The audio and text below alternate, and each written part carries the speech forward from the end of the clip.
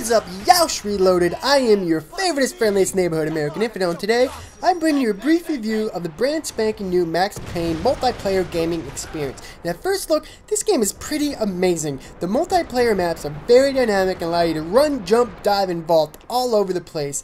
Each map is extremely detailed and allows full use of the structures within the environment. From the very basement to the rooftop, these maps are just awesome. They look great, you can run around them great. The maps are really pretty perfect so far from what I can see.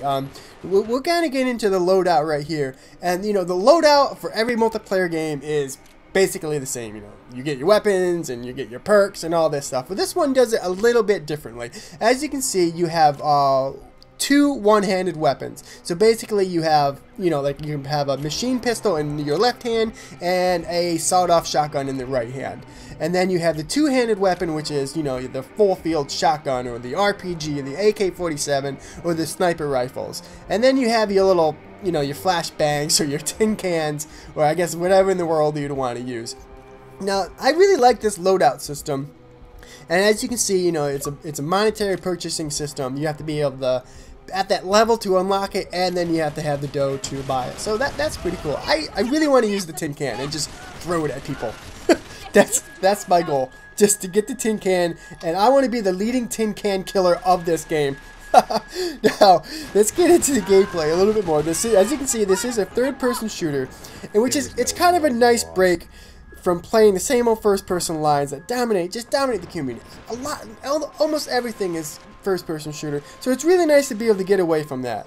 However, actually being able to control the character, it's hard, it's difficult, it's clunky, it's a pain in the ass.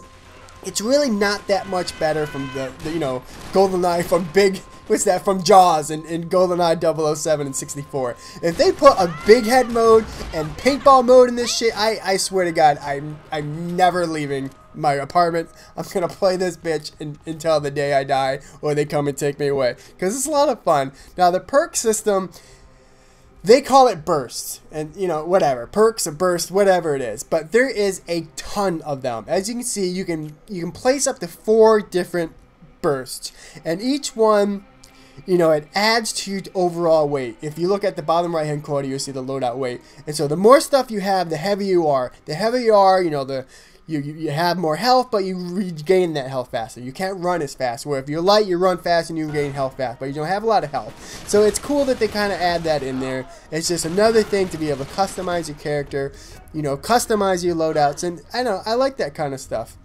Another thing we need to talk about is there is a ton of you can have different characters, you can have different faces. I think you can buy different shirts and stuff.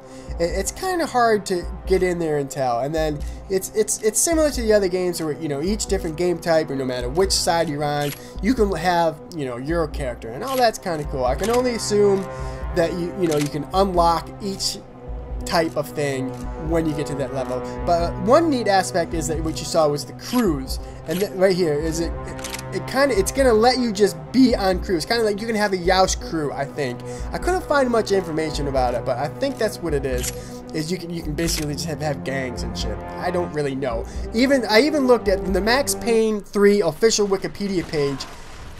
Was slack as shit. Like, honestly, I found very little information about this game, and you know, about the details. Like, I couldn't find anything about the gun loadouts. I couldn't find anything about all the perks that are going to be in there. But like I said, I wanted to show this gameplay here because it's amazing. Just the maps is amazing. The characters are kind of cool. You can see she has a fantastic helmet. That hard hat is awesome. It does allow you to be women, which apparently for the new Black Ops, they're going to allow you to be women, and that's a big deal. This game did it with very little fanfare, because in the end, that shit doesn't matter whatsoever. But you can be a women construction worker. I don't know how, like, pro PC that is, but that is awesome. Another thing is, the perk system kind of sucks. As you can see right there, they spawned me in between 2 enemy guys, and I handled them because I'm a bad bitch. But that's kind of in the pain in the ass. You can get spawn trapped in this game, and it really is frustrating.